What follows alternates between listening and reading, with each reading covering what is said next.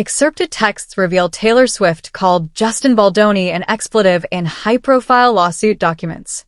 Newly unsealed legal filings connected to the ongoing lawsuit between actress Blake Lively and director Justin Baldoni have shed light on behind-the-scenes exchanges involving global pop star Taylor Swift, including a text message in which Swift used a derogatory term to describe Baldoni, a dramatic revelation in a dispute that has captivated celebrity news audiences.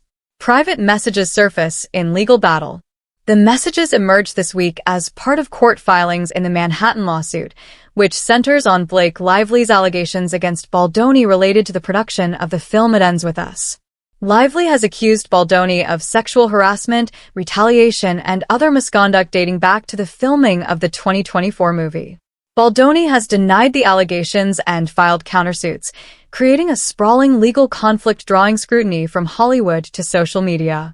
Among the communications released in connection with the litigation are texts between Swift and Lively from late December 2024.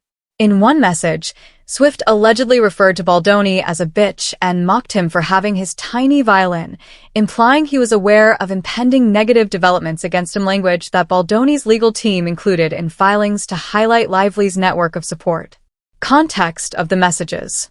According to the court documents, the exchange took place against the backdrop of Lively's evolving complaint and a forthcoming New York Times article detailing aspects of the dispute. The message reportedly came after Lively shared a link to a story about Baldoni's public statements and appeared to express frustration with his conduct. Swift also wrote about hating how he seemed clever about this st. According to the document excerpts.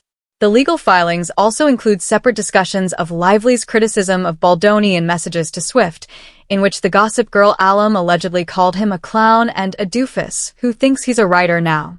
In other messages, Lively thanked Swift for her friendship and described her as epically heroic for her support, while also referencing conversations with her husband, actor Ryan Reynolds. Swift's role and public position. Swift's connection to the It Ends With Us film has been limited to licensing her song, My Tears Ricochet, for the soundtrack, and her representatives have consistently stated she had no creative involvement in the movie's production or script decisions. Her team previously pushed back against efforts by Baldoni's legal side to subpoena her as a witness, emphasizing that she did not work on the film in any substantive capacity. Despite public speculation about her involvement, Swift's camp has maintained that references to her in legal documents are being used to draw attention to the case rather than to reflect her actual participation in the dispute.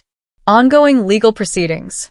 The lawsuit continues to unfold in federal court, with key hearings and motions scheduled throughout early 2026. Lively's legal team has described the unsealed messages as damning evidence about Baldoni's behavior, while his defense has worked to counter those claims. A summary judgment hearing is set for January 22, 2026, and trial is expected later in the year. As the high-profile case progresses, the release of private text involving Swift and Lively has added a new layer of celebrity attention to an already closely watched legal battle, underscoring how personal communications can become part of public record in major lawsuits.